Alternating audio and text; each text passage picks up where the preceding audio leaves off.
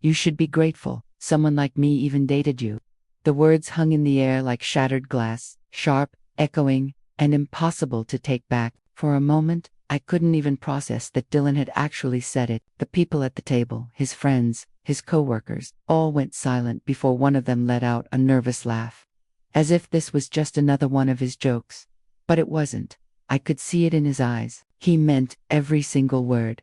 We were sitting in a sleek downtown restaurant, surrounded by dim lights and the hum of expensive conversations. It was supposed to be a celebratory dinner, my first time meeting his colleagues, the people he always described as real professionals. I had spent hours getting ready, wanting so badly to make a good impression. I even bought a new dress that cost more than I could afford, hoping he'd be proud to have me beside him. Instead, he looked me up and down when I arrived and muttered, "You could have tried harder." I laughed it off, pretending it didn't sting. That's what I'd been doing for months, brushing off the little comments, the subtle put, the way he made me feel small just to make himself seem bigger. But this time was different.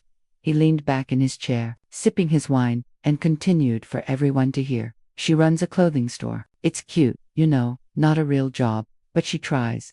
A few chuckles. I felt my face burn. My throat closed up, but I smiled anyway. I always smiled when it hurt. That was my biggest mistake. Then, without warning, he stood up, tossed his napkin on the table, and said loud enough for the entire restaurant to hear, "This isn't working. I need someone who fits my lifestyle." The chair screeched as he walked away. Just like that, 2 years of my life ended in a restaurant full of strangers when the waiter placed the check in front of me. I thought it had to be a joke. $347.89. My hands trembled as I reached for my card. I could feel people's eyes on me, pitying, curious, entertained. I wanted to disappear. That night, I didn't cry because I lost Dylan. I cried because I lost something far worse. The part of me that still believed I had to earn love by being quiet, patient, forgiving. As I walked out into the cold Seattle night, the rain just beginning to fall, I looked at my reflection in the restaurant window, makeup smudged, eyes hollow, a stranger staring back at me. For the first time, I whispered to myself, maybe this isn't the end. Maybe it's the beginning of something else. And somewhere deep inside, beneath all the humiliation and heartbreak, a small spark flickered, fragile, but alive. I used to think Dylan was the kind of man people wrote love stories about. He was charming, confident, and spoke with the kind of ease that made everyone around him listen. When we first met at a mutual friend's birthday party, he was the center of attention, telling stories, making everyone laugh. I remember thinking, he looks like someone who has his life together. Back then, I was 27, managing a retail store in downtown Seattle. My days were long and my nights were quiet, folding clothes, balancing schedules, closing registers, and wondering if this was really where my life was supposed to be. So when Dylan asked for my number, it felt like something extraordinary was finally happening to me. He told me he worked in marketing, regional manager. He said he talked about campaigns, business trips, and dinners with clients. I was proud of him, proud to stand next to someone who seemed ambitious and successful.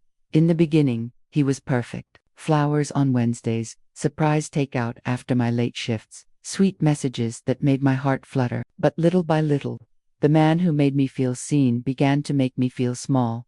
It started with small things. The way he'd correct my pronunciation, tease me for mixing up a wine name, or laugh when I got passionate about something simple, like the way we rearranged displays at work. Then came the comparisons. "You'd look so much better if you lost just a few pounds. My coworkers' girlfriends are so polished, you should dress like them." It was like every compliment came with a hidden insult, every moment of affection shadowed by judgment. My best friend, Naomi, noticed the change before I did. "You don't laugh the same way anymore," she told me one night. "You sound like you're waiting for him to approve of you." But I didn't listen. I was in love, or at least, I thought I was. I kept convincing myself that he was just stressed, that I could fix things, that love meant being patient. He never hit me, never screamed, but his silence, his looks, his tone, they bruised in ways I couldn't explain. The night he broke up with me, everything finally made sense. The arrogance, the little lies, the way he looked down on everyone else. It wasn't confidence. It was insecurity, dressed up in expensive shirts and fake charm. And the cruelest part, I didn't even know the half of it yet. A few days after that night, when I finally turned my phone back on, I saw his name flashing across my screen. 13 missed calls. At first, I thought maybe he wanted to apologize, maybe he regretted humiliating me. But what I didn't know was that his lies were just beginning to unravel one by one, in ways even he couldn't control. And I was about to discover that the man who had looked down on me had built his entire life on sand. Dylan said he wanted me to meet his colleagues, the people he worked with on big projects. He made it sound important, like I was being invited into another part of his life that he usually kept closed. I remember standing in front of my closet that evening, trying on at least 4 different dresses before settling on a soft blue one. Naomi helped curl my hair and said, "You look amazing. Don't let him make you nervous." I laughed, but my hands still shook as I put on my earrings. I just wanted him to be proud of me. The restaurant was one of those places where the waiter spoke in hushed tones and the lighting made everyone look like they belonged in a movie. When I walked in, Dylan was already there, sitting at a table, surrounded by people in suits. He didn't stand up to greet me, just gave me that practiced smile and said, "You made it." For a while, everything felt fine. They talked about campaigns, clients, the next quarter, all these things I barely understood. I nodded, smiled, tried to keep up, but I could feel the judgment, the glances, the polite half-smiles. Then someone asked what I did for a living. Before I could answer, Dylan said casually, "She manages a retail store, you know, fashion stuff." Someone chuckled. Another added, "Oh, that's cute." I tried to laugh it off, but my throat felt tight. I said softly, "It's actually a pretty big store. I oversee a team of 12. But Dylan cut in, smirking, "Yeah, but you know, it's not exactly corporate life. She likes to play boss with teenagers." There was laughter around the table. It wasn't cruel, just dismissive, but in that moment, it burned. Then he looked straight at me and said, loud enough for everyone to hear, "You should be grateful, babe. Most guys in my field wouldn't date someone who still folds shirts for a living." It was like every sound in the restaurant vanished. All I could hear was the pounding of my heartbeat, loud and uneven. I whispered, "Dylan, stop." But he just leaned back, shrugged, and said, "Come on, don't be so sensitive." The waiter came with the check. Dylan stood up, kissed the top of my head, and said to his friends, "Anyway, it's been fun. You guys take care. Lydia's got this." Then he walked out, leaving me alone with the bill, $347.60. I stared at the receipt until the numbers blurred. The waiter stood quietly, awkward, and I nodded, handing over my card with trembling fingers. When I finally stepped out into the cold night air, I didn't cry, not yet. I just stood there on the sidewalk, heels sinking into the pavement, watching his taillights disappear, and for the first time, I realized something. I'd spent 2 years trying to be enough for a man who had never been enough for himself. The humiliation hurt, but under the sting, a small voice whispered, "This isn't the end. It's the beginning of something else." For 2 whole days after that dinner, I didn't leave my apartment. I kept replaying the moment he called me lucky to date him, the way everyone laughed, the sound of my own silence. It felt like grief, except the person I was mourning was myself. Naomi was the one who finally broke through my haze. She showed up at my door with takeout and said, "You're not going to rot in here because of that loser." I wanted to protest, but she wasn't wrong. We were halfway through noodles when she said, "You know Cody, right? The guy who used to work with Dylan." I nodded. Dylan always mentioned him, though usually to brag about being his mentor. Naomi's lips curved into a bitter smile. "Yeah, about that. Cody says Dylan isn't a manager. He's a glorified assistant. Basically, the guy who prints the presentations and books coffee meetings." I froze. "That can't be right," I said weakly, though I already knew it probably was. Naomi handed me her phone, opened to a photo. It was Dylan, in an office staff event picture, standing behind everyone else. No title, no prestige. "He's been lying to everyone. Lydia," she continued. "He doesn't work for a marketing agency. He works in one. There's a difference." The humiliation from that dinner shifted. It wasn't sadness anymore. It was anger, slow, sharp, and steady. Over the next few days, I started noticing things. The fancy watch he wore, a knockoff. The business trips. Turns out, one of them was actually a weekend at his parents' house. And the worst part, Naomi showed me a text Cody had sent her. "He's telling everyone he dumped you because you were clingy and embarrassing." That night, I laughed, actually laughed, for the first time since everything happened, because somehow, that ridiculous story felt like freedom. He'd painted me as pathetic, and all it did was prove who he really was. Then came the final straw. Naomi called me again, voice tight with disbelief. Lydia, you won't believe this. He told his family, you two are still together. He's even inviting you to his birthday dinner next week. I blinked. Excuse me. Yeah, she said. Apparently he's planning to announce something big. Probably another lie. I sat back in silence. For the first time, I felt a strange calm. He thought I was gone, humiliated, defeated. But if he wanted me to play the supportive girlfriend at his party, maybe I'd give him exactly what he asked for. Only, this time, I'd be the one holding the truth. Naomi grinned when I told her my plan. So, what are you going to wear? I smirked. Something that says I survived you, and you're about to regret it. That week, Cody agreed to help. He said, you're not the first woman he's lied to, but you can be the last one who lets him get away with it. As I stood in front of the mirror the night before the party, I looked at myself calm, steady, stronger. He took my dignity in public. Now, I'd take back the truth also in public.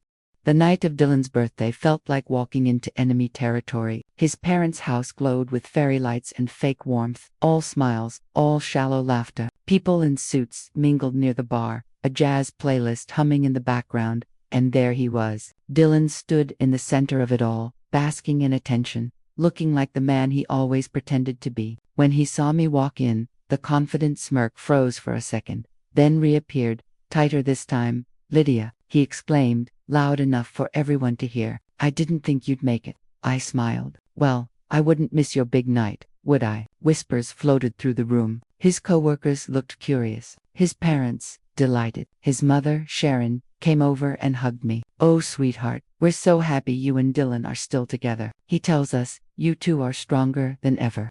I nearly laughed. Something like that, I replied softly. Dinner was served. The long table glittered with candles, silver cutlery, and tension. Dylan cleared his throat and began his speech. I just want to thank everyone who supported me this year, he said, his tone dripping with arrogance. Especially Lydia, my amazing girlfriend. She's been by my side through everything. He looked straight at me as if daring me to play along, and I did, for now. As he sat down, his father clapped proudly. That's my boy, our future director of marketing. Then came a familiar voice behind me. Director? Funny, I didn't know assistants got promotions that fast. Every head turned. It was Cody, holding a folder in his hand, wearing that same polite, cutting smile he used at work. Dylan's face drained of color. Cody, what the hell are you doing here? Delivering something you forgot, Cody said, handing over the folder. Oh, and just so everyone knows, Dylan here isn't a director. He's a junior assistant. He was almost fired for taking credit for my work. Gasps echoed around the table. His parents looked stunned. That's not true, Dylan barked. He's lying. I stood up, calm, steady. Actually, he's not. Everyone turned to me. I pulled out my phone, opening the screenshots I'd saved. Texts, emails, voice messages. I laid them on the table, one by one.